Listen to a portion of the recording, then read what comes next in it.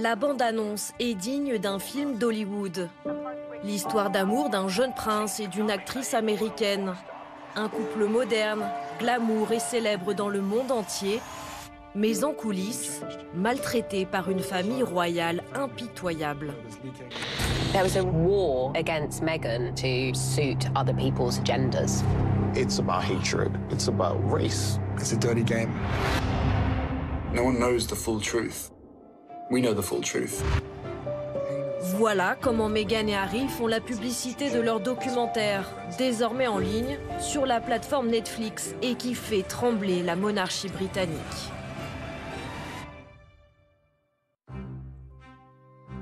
Le couple star y évoque leur nouvelle vie aux États-Unis et commence à régler ses comptes avec les Windsor. Harry, notamment, lance une pique à peine voilée à ses proches.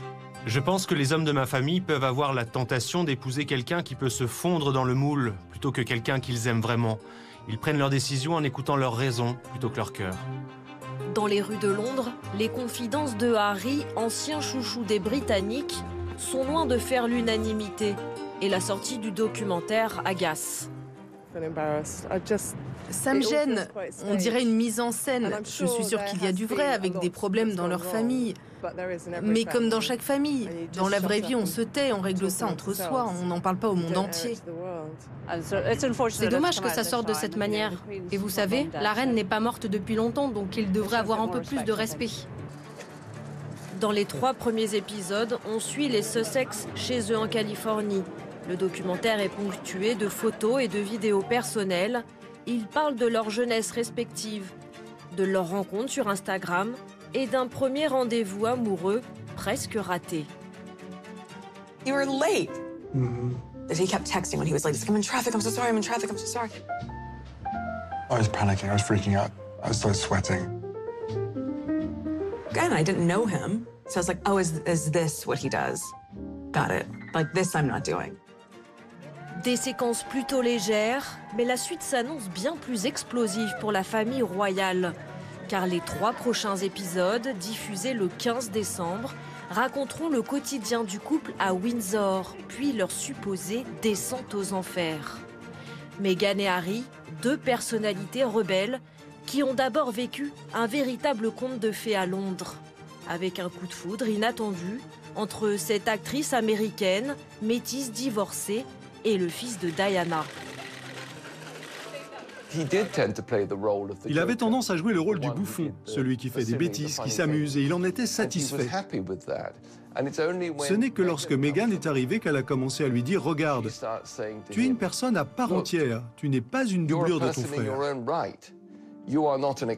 Tu devrais créer quelque chose par toi-même, et c'est ce qu'ils ont fait ensemble. » Un mariage à Windsor devant les caméras du monde entier et les Sussex deviennent rapidement le couple star de la couronne.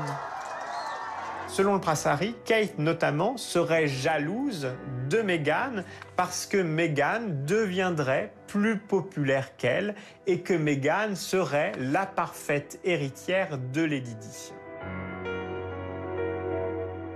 Jalousie entre les 2 duchesses, brouille entre Harry et son frère William, le tableau idyllique se fissure et les Sussex commencent à évoquer publiquement leurs états d'âme. Jusqu'au point de non-retour, Harry et Meghan veulent retrouver leur liberté et faire plier les Windsor. En janvier 2020, coup de tonnerre, ils annoncent quitter la famille royale. William prend ça pour l'ultime trahison. Son frère quitte tout sans le prévenir au préalable. 1 an plus tard, lors d'une émission avec l'animatrice vedette Oprah Winfrey, c'est le grand déballage. Meghan et Harry accusent la famille royale de racisme et d'avoir délaissé la jeune femme, alors en proie à une détresse psychologique. Cette interview ébranle la couronne. Mais le couple ne s'arrête pas là. Il signe un juteux contrat avec Netflix pour 100 millions de dollars. Harry et Meghan sont devenus des mercenaires au service de leur carrière médiatique, prêts à tout pour vendre l'image de la famille royale et en tirer profit.